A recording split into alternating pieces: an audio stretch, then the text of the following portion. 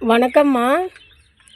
இப்போ நம்ம என்ன பார்க்க போகிறோன்னா, எலுமிச்சங்கன்று எப்படி வளர்க்கலாம், குரோத் எப்படி ஃபாஸ்ட்டாக ஆக்கலாம், எலுமிச்சங்கன்னோட குரோத்து எப்படி அதிகமாக்கணும் அப்படின்னு பார்க்க போகிறோம்மா.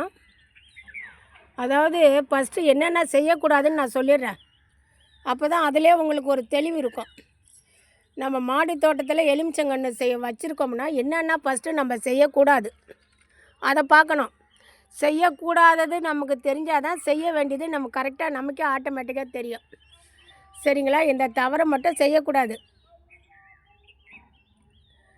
என்ன தவறு? பாயிண்ட் நம்பர் 1, நிழலில் இருக்கக்கூடாதுமா. எலுமிச்சங்கன்று நிழலில் இருக்கவே கூடாது. 1. 2வது தண்ணி ரெகுலராக ஊற்றிட்டு இருக்கணும்னு அவசியம் இல்லை. ஏன்னா இது எலுமிச்சை மரத்துக்கு வேர்லேயே ஈரப்பதம் இருக்கும். அதிகமாக ஊற்றிட்டுருக்கூடாது. மண் வளரணும். 2. 3வது மரத்துக்கெல்லாம் நம்ம 10 நாளைக்கு ஒரு முறை உரம் கொடுக்கலாமா. ஏன்னா நம்ம செடிக்கு மாடியில் ஒரு வாரத்துக்கு ஒரு தடவை கொடுப்போம். இவங்களுக்கு 10 நாளைக்கு ஒரு முறை கொடுக்கலாம். சரிங்களா? இது 3. 4 எலுமிச்சங்கன்றில் பூக்கள் வரும். 1, 2, 3 வரும். இந்த ஃபஸ்ட்டு பூக்களை கிள்ளிடணும். இது பாயிண்ட்டு 4. ஏன்னா ஃபஸ்ட்டு பூக்களை கிள்ளனா தான் நமக்கு எலுமிச்சங்கன்று வளர்ச்சி அதிகமாக இருக்கும். இல்லைன்னா வளர்ச்சி கம்மியாகிடும். சரிங்களா? அது எந்த செடியாக இருந்தாலும் வர பூக்களை கிள்றது ரொம்ப பெஸ்ட்டு. அடுத்து 5 மண் வளரணுமா. நம்ம இப்போ எலுமிச்சங்கன்றுக்கு தண்ணி ஊற்றுறோம்னா மண் வளரணும். வளர்ந்துருக்கான்னு பார்க்கணும். மேலே இந்த மண்ணோடைய தன்மை கொஞ்சம் ட்ரையாக இருக்கான்னு பார்க்கணும். இந்த பாருங்க, ட்ரையாக தான் இருக்குது. தெரியுதுங்களா?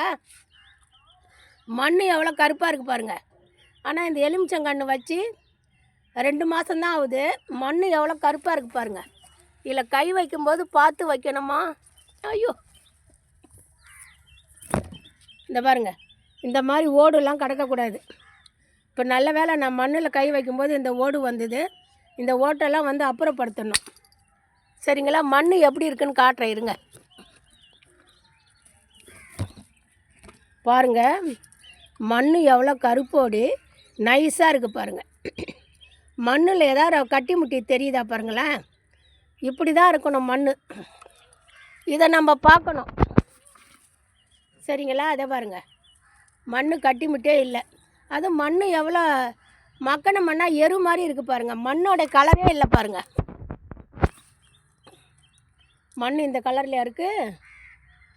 எவ்வளோ கருப்பாக இருக்குது பாருங்கள். இந்த மாதிரி இருக்கணும் எலுமிச்சங்கன்றுக்கு மண்.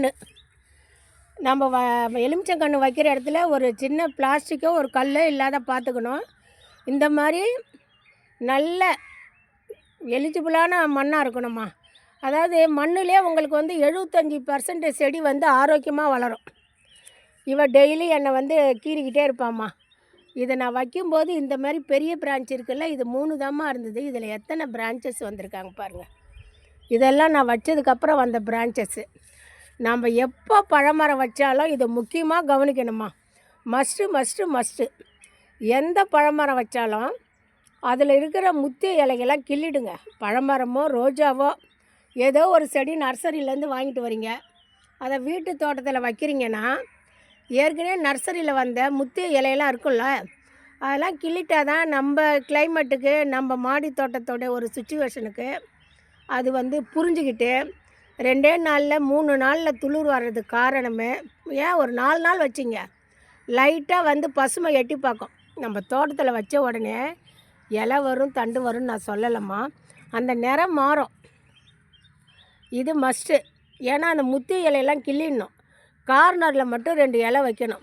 அப்போ தான் அந்த எலுமிச்சம் வேரோடைய சத்தோ ரோஜாக்களோடைய சத்தோ மற்ற தண்டுகளில் பட்டு அந்த நிறம் மாறுறது, புது துளிர் வர்றது. சரிங்களா? இது ரொம்ப பார்க்கணுமா. நான்லாம் அப்படி தான் செய்வேன்.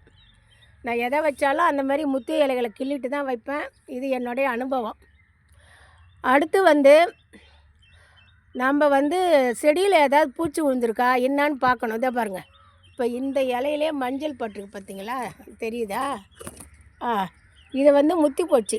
இதனால ஒன்றும் இல்லை, அதை பார்த்துக்கலாம். இந்த தண்டு அந்த பக்கம் நீட்டாக போனதெல்லாம் பழைய இலையாட்டிருக்குமா. இதை கொஞ்சம் சிசரால் இதில் முத்திய இலைகள்லாம் நான் கிள்ளுவேன். அது கொஞ்சம் டைம் வேணும். இப்போ மணி என்ன 8 போகுது, இன்னும் நான் தோட்டத்துக்கு தண்ணி ஊற்றலாமா? சரிங்களா? இப்போ தண்ணி ஊற்றணும், இல்லைன்னா வதங்குற செடிக்கு மட்டும் ஊற்றிடுவோம். வெய்ய வந்துருச்சுல்ல. ஆனால் இப்போ தான் தண்ணி பிடிச்சி வச்சுருக்கேன். கூடுமான வரைக்கும் ட்ரை பண்ணி பார்க்குறேன். எலுமிச்சங்கன்றுக்கு வருவோம். எலுமிச்சம்பழம் இப்படிலாம் செஞ்சிங்கன்னா அப்புறம் 2வதுமா எலுமிச்சங்கன்று வைக்கிறீங்க, இல்லை வச்சு 2-3 வருஷம் ஆகுது. நீங்கள் எங்கேயாவது மாட்டு சாணம் வாங்கி தொட்டியில் இருந்தாலும் இந்த மாதிரி மண்ணை வந்து சீச்சு விடணும். சீச்சு விட்டுட்டு, இல்லை நிலத்தில் இருக்குனாலும் மம்டி எடுத்து அந்த எலுமிச்சை மரத்தை சுற்றி கொஞ்சம் மண்ணை நல்லா கிளறுங்க. ஒரு அம்மா கூட என்னை கமெண்ட்டில் கேட்டாங்க, இந்த மாதிரி 5 வருஷமாக இருக்குமா காய்க்கலம்மான்னு. ஆனால் அவங்க மாடி தோட்டமாக என்னன்னு சொல்லலை. நான் இது 2க்கும் ஆன்சர் பண்ணியிருக்கேன். மரத்தை சுற்றி ஃபஸ்ட்டு மம்டி இலை நல்லா 1/2 அடிக்கு கொத்தி விடுங்க, கீழே நைட்ரஜன் இறங்கட்டும். சரிங்களா? 2வது அதில் கவரு பிளாஸ்டிக் கல் இருந்தால் எடுங்க, அப்புறப்படுத்துங்கன்னு சொல்லியிருக்கேன். சொல்லிவிட்டு நீங்கள் பார்த்துட்டு அடுத்து எனக்கு கமெண்ட் பண்ணுங்கம்மான்னு சொல்லியிருக்கேன். கொஞ்சம் நாள் ஆகும். நான் சொல்லி அவங்களுக்கு 1 வாரம் தான் இருக்கும். அதெல்லாம் செஞ்சுருப்பாங்கள்ல. இப்படி தாம்மா நம்ம எலுமிச்சங்கன்று பார்க்கணும். கீழே பூமியில் இருக்கா பரவாயில்ல, 1.5 மாதத்துக்கு 2 மாதத்துக்கு ஒரு தடவை நம்ம அந்த மரத்தின் கீழே ஏதாவது பிளாஸ்டிக் கவர் இருக்கான்னு பார்த்துட்டு கொத்தி விட்டுடலாம். 2வது கீழே பூமியில் இருந்தால் அரிசி கழுவுற தண்ணியெல்லாம் ஊற்றணும். சரிங்களா? அரிசி கழுவுற தண்ணி ஊற்றுறதுக்கு நம்ம தண்ணி கலக்க வேணாம், ஏன்னா அதுவே தண்ணி தானே. இந்த மாதிரி நம்ம அடிக்கடிக்கு உரம் கொடுத்து ஃபஸ்ட்டு வெயிலில் இருக்கான்னு பார்க்கணும். வெயில் இல்லையா, பரவாயில்ல, என்ன நிழலில் இருக்க இது. ஐயோ, உங்கள்கிட்ட பேசிக்கிட்டே ஒரு லெமன் அப்பு உடச்சிக்கிச்சுமா, சாரிடா செல்லம். இதோ பாருங்கள், இது எப்படி உடஞ்சதுன்னு தெரியலம்மா. ஒருவேளை அந்த கீழே மண் எடுத்தேன், அதால் உடஞ்சுதான் என்னன்னு தெரியல. மனசு கஷ்டமாயிடுச்சுமா, சாரிடா செல்லம். சரிங்களா? இந்த மாதிரி பார்க்கணுமா. மாட்டு சாணம் ஆட்டு சாணம் எரு போட்டிங்கன்னா ரொம்ப நல்லதுமா.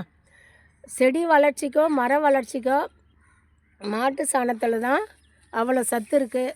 போடுங்க. இப்படி தான் எலுமிச்சங்கன்று வளர்க்கணும். இது திருச்சியிலேருந்து நான் ஆன்லைனில் வாங்கிட்டு வந்தேன் கன்று. இது மிளகு மாங்கன்று வாங்கினேன். மாங்கன்று கீழே வச்சு, மாங்கன்று வீடியோ கூட கேட்டிருக்கீங்க. நான் கீழே வச்சு, மேலே மாடியில் வச்சு நல்லா துளிர் வந்து கீழே கொண்டு வச்சுருக்கேன். கீழேயும் டெய்லியும் தண்ணி இருக்கிறதுனால அவள் நல்லா ஃப்ரெஷ்ஷாக வரா. நான் மாங்கன்று வீடியோ போடுறேன்.